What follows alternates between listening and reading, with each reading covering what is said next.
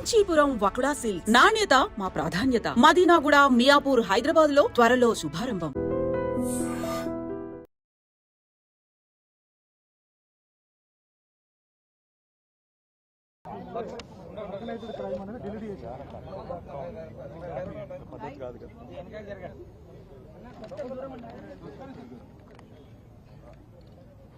ఇందిరమ్మ రాజ్యం అంటే రాష్ట్ర ప్రజలందరూ కూడా ఆశించింది, భావించింది ఒక సంక్షేమ రాజ్యాన్ని ఏమన్నా తెస్తారేమో. గతంలో ఉన్న కేసీఆర్ గారి ప్రభుత్వం కంటే ఎక్కువ సంక్షేమ కార్యక్రమాలు చేసి ఎక్కువ పేద ప్రజలను సంతోషపరుస్తారేమో అనే ఒక అపోహ, ఒక అభిప్రాయం ప్రజల్లో వచ్చింది. కానీ ఇవాళ రేవంత్ రెడ్డి గారి ప్రభుత్వ వ్యవహారం చూస్తుంటే ఇందిరమ్మ రాజ్యం అంటే తిరిగి ఎమర్జెన్సీ రోజులను గుర్తుకు తెచ్చే విధంగా ఆడబిడ్డలను జైల్లో పెట్టడమే ఇందిరమ్మ రాజ్యం అన్నట్టుగా వ్యవహారం చేస్తా ఉన్నారు. ఇవాళ రాష్ట్రంలో రేవంత్ రెడ్డి గారి ప్రభుత్వం మీద ఎంత వ్యతిరేకత ఉంది అంటే, ఎక్కడ ఒక కుటుంబ సభ్యులు 10 మంది జమైనా లేదా ఫ్రెండ్స్ ఒక 4-5 ఏదైనా ఫంక్షన్లో కలుసుకున్నా ఈ ప్రభుత్వం గురించి చర్చ వస్తే ఖచ్చితంగా ఖండితంగా మాట్లాడుతున్నారు. ఈ ప్రభుత్వం మమ్మల్ని మోసం చేసి వచ్చింది. రేవంత్ రెడ్డి కాంగ్రెస్ పార్టీ అరిచేతిలో వైకుంఠం చూపెట్టి 6 గ్యారంటీలు 100 రోజులోని అడ్డమైన మాటలు చెప్పి 420 హామీలిచ్చి గద్దెనెక్కిండ్రు అనే మాట ఒక్కరు కాదు, రాష్ట్రంలోని ప్రతి ఒక్కరూ మాట్లాడుతున్నారు.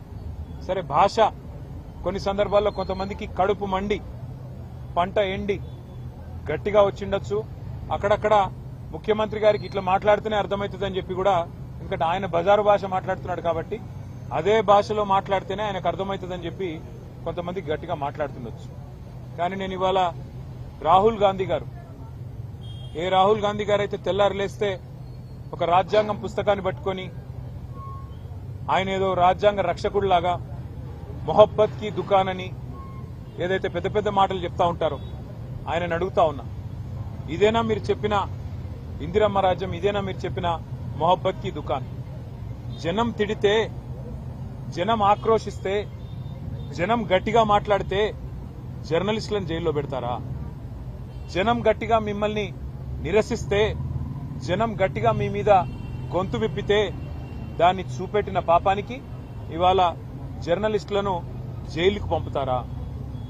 ఒకరు ఇద్దరు కాదు, ఇప్పటికీ రేవంత్ రెడ్డి గారి ప్రభుత్వం వచ్చిన తర్వాత ఈ రాష్ట్రంలో ఒకరిద్దరు కాదు, సిద్దిరెడ్డి శ్రీనివాసరెడ్డి, గౌతమ్ పోతగోని, ఆకుల శ్రీనివాసరెడ్డి, శంకర్ గౌడ్, యారా రంజిత్ రెడ్డి, రాజ్ కుమార్ నాయక్, సరితా యాదవ్, విజయారెడ్డి, రేవతి, తన్వి యాదవ్, శివారెడ్డి. అయితే వీళ్ళ మీద దాడులన్నా జరిగినాయి, లేదా వీళ్ళందరినీ కూడా జైలుకి పంపించారు. అంటే ఇంత నికృష్టంగా కేవలం ప్రభుత్వం మీద ఉన్న అసహనం ఏదైతే ప్రజల్లో ఉందో, ప్రభుత్వం మీద ఉన్న అభిప్రాయం ఏదైతే ప్రజల్లో ఉందో, దాన్ని అక్కడ మెయిన్ స్ట్రీమ్ మీడియా పట్టించుకోవట్లేదు కాబట్టి, ప్రధాన మీడియాని రేవంత్ రెడ్డి గారు మేనేజ్ చేస్తున్నారు కాబట్టి, వాళ్ళు చూపెడతలేరు కాబట్టి, ప్రజలు ప్రత్యామ్నాయ మీడియా అయిన డిజిటల్ మీడియాలో తమ ఆక్రోశాన్ని వెలగక్కితే, రేవంత్ రెడ్డి భాషలోనే రేవంత్ రెడ్డికి ఆయన స్థానాన్ని గుర్తు చేస్తే, ఇవాళ ఈ రకంగా మాట్లాడడం అనేది, ఈ రకంగా జర్నలిస్టులను జైల్లో పెట్టడం అనేది ఎంతవరకు మంచిదో ఆయన కూడా ఆలోచించుకోవాలి. ఎందుకంటే ఈరోజు వీళ్ళకి జరిగింది రేపు తప్పకుండా కాంగ్రెస్ నాయకులు, కాంగ్రెస్ కార్యకర్తలకు కూడా జరుగుతుంది. ఎందుకంటే ఇవాళ మీరు కొత్త కొత్త తరహా విధానాలు పరిచయం చేస్తా ఉన్నారు. మీరే చెప్పారు 6 గ్యారంటీలతో పాటు 7వ గ్యారంటీ ప్రజాస్వామ్యం, ఇది ప్రజాపాలన, ఎవరైనా మాట్లాడొచ్చు, ఎవరైనా నిరసన చెప్పొచ్చు అని పెద్ద పెద్ద మాటలు చెప్పిందే రేవంత్ రెడ్డి గారు. కానీ ఈరోజు ప్రజలు గొంతు విప్పితే తట్టుకోలేకపోతా ఉన్నారు. కనీసం వాళ్ళ ఆవేదనని అర్థం చేసుకునే ప్రయత్నం కూడా చేసుకోలేకపోతా ఉన్నారు. నేను ఇంకొక మాట కూడా అడుగుతా ఉన్నా రేవంత్ రెడ్డి గారిని, మీరేమో ఏదో మీ భార్య పిల్లల్ని ఎవరో దూషించారు అని చెప్పి ఆక్రోశిస్తున్నారు అసెంబ్లీలో. మరి మిగతా వారి కుటుంబాలు లేవా?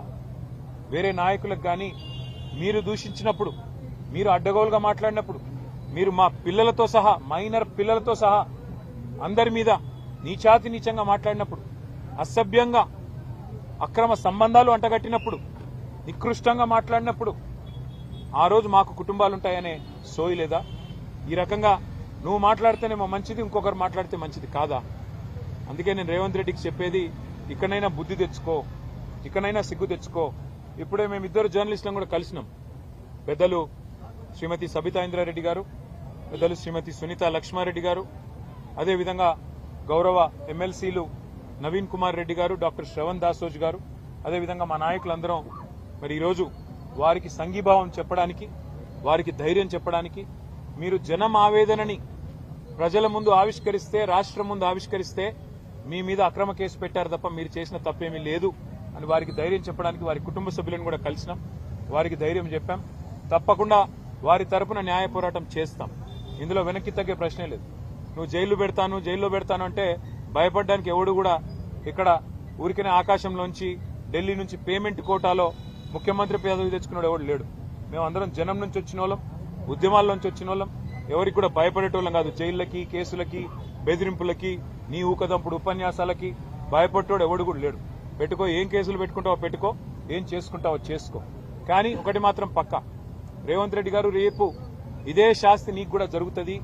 నిన్ను ఈరోజు నీకు వంతపాడుతున్న వాళ్ళకు కూడా తప్పకుండా జరుగుతుంది. నేను జర్నలిస్టు సోదరులను కూడా అడుగుతా ఉన్నా, సోదరిమణులను కూడా అడుగుతా ఉన్నా. ఇవాళ వాళ్లకు జరిగింది రేపు మీకు కూడా జరగవచ్చు. కేవలం వాళ్ళ తప్పేంది? ఈరోజు జనం తిడుతుంటే, జనం ఆక్రోశిస్తుంటే వారికి ఒక ప్లాట్ఫామ్ ఇవ్వడమే తప్ప, వారి వేదనను రాష్ట్రం ముందు ఆవిష్కరించడం తప్ప, సమాజం ముందు బయట పెట్టడం తప్ప ఏం చేశారండి తప్పు? వాళ్ళకి జైల్లో పెట్టాల్సినంత తప్ప ఏం జరిగింది? అందుకే నేను అనేది, ముఖ్యమంత్రి గారు కుటుంబాలు అందరికీ ఉంటాయి. ముఖ్యమంత్రి గారు గుర్తుపెట్టుకోండి, మీరిచ్చిన హామీలు అమలు చేసేదాకా ఖచ్చితంగా ప్రశ్నిస్తూనే ఉంటాం, ఖచ్చితంగా నిలదీస్తూనే ఉంటాం. ఖచ్చితంగా ఫోర్త్ ఎస్టేట్ అయిన మన జర్నలిస్ట్ సోదరులు కూడా, పత్రికా ప్రపంచం, డిజిటల్ మీడియా ప్రపంచం కూడా మిమ్మల్ని, మీ ప్రభుత్వాన్ని, మీరిచ్చిన వాగ్దానాలు అమలు చేసేదాకా ప్రజలు నిలదీస్తూనే ఉంటారు. మరి పత్రికలు కూడా నిలదీస్తూనే ఉంటాయి, జర్నలిస్టులు కూడా ప్రశ్నిస్తూనే ఉంటారని చెప్పి కూడా వారికి గుర్తు చేస్తూ, ఇవాళ ఈ రాష్ట్రం కాంగ్రెస్ ప్రభుత్వం వచ్చిన తర్వాత అన్ని రంగాల్లో విఫలమైందన్న మాట నిన్న ముఖ్యమంత్రి గారు స్వయంగా ఒప్పుకున్నారు. నిన్న స్టేషన్ కన్పూర్ పోయారు ముఖ్యమంత్రి గారు. అక్కడ చెప్తున్నాడు 71,000 కోట్ల ఆదాయం తగ్గింది అని చెప్తున్నాడు. ఎవరి వల్ల తగ్గింది? ఎవరి అనాలోచిత, ఎవరి నెగటివ్ పాలిటిక్స్ వల్ల, నెగటివ్ పాలసీస్ వల్ల, నెగటివ్ ధోరణి వల్ల తగ్గింది చెప్పండి మీరు. ఒకవైపు మీరే చెప్తున్నారు అంతా దివ్యంగా ఉందని చెప్తారు, మా ప్రభుత్వం వచ్చినాక పెట్టుబడులు ఇబ్బడి ముబ్బడికి వస్తున్నాయని చెప్తున్నారు. ఇంకోవైపు మీరే చెప్తున్నారు మా ప్రభుత్వం వచ్చినాక రైతులు సంతోషంగా ఉన్నారు, రుణమాఫీ చేసినాం, అగ్రికల్చర్ బాగుందని చెప్తున్నారు. మరొక వైపు మీరే చెప్తా ఉన్నారు రియల్ ఎస్టేట్ రంగం బాగుంది, అంతా బాగుంది, ముఖ్యమంత్రి గారు 18 గంటలు పనిచేస్తున్నారని డబ్బా కొడుతున్నారు. మరి అంతా బాగుంటే 71,000 కోట్ల ఆదాయం ఎట్లా తగ్గింది? అంతా బాగుంటే తెలంగాణ తిరోగమనం వైపు ఎందుకు ప్రయాణం చేస్తున్నది? తిరోగమనం వైపు ఎందుకు పయనిస్తున్నది? దీనికి సమాధానం ఉందా?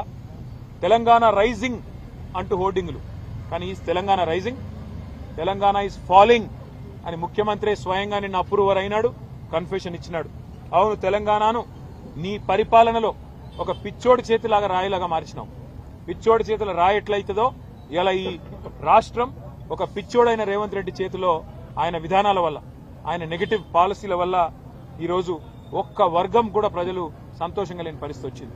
మరి అదే ఆక్రోశాన్ని ప్రజలు వ్యక్తం చేస్తుంటే జర్నలిస్టులను జైల్లో పెడతానని చెప్పి ఇవాళ ఏదైతే నియంతృత్వ పోకడలు పోతున్నాడో రేవంత్ రెడ్డి గారు, తప్పకుండా దీనికి తగిన సమాధానం కాలం చెప్తుంది.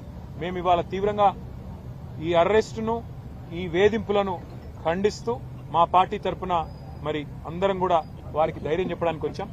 ఈ రోజు గుర్తుపెట్టుకోండి, మళ్ళీ జర్నలిస్ట్ సోదరులకు నేను చెప్తా ఉన్నా, ఈ రోజు ఒక ఇద్దరికి జరిగింది, రేవతి గారికి, తన్వి యాదవ్ గారికి. రేపు మీకు కూడా జరగవచ్చు, రేపు ఇంకొకరికి జరగవచ్చు. వాళ్ళకి జరిగిందిలే మనకేమి అని నిర్లిప్తంగా ఉంటే, ఉదాసీనంగా ఉంటే రేపు మీ మీద కూడా పడతారు, మిమ్మల్ని కూడా లోపల పెడతారు. కాబట్టి దయచేసి ప్రజాస్వామిక స్ఫూర్తిని కాపాడే విధంగా రాహుల్ గాంధీకి, ఆయన పార్టీకి ప్రజాస్వామ్య లక్షణాల్ని మళ్ళీ గుర్తు చేసే విధంగా దయచేసి మీడియా కూడా గొంతు విప్పాలని చెప్పి కూడా మేము మిమ్మల్ని కోరుతూ ఇప్పుడు పెద్ద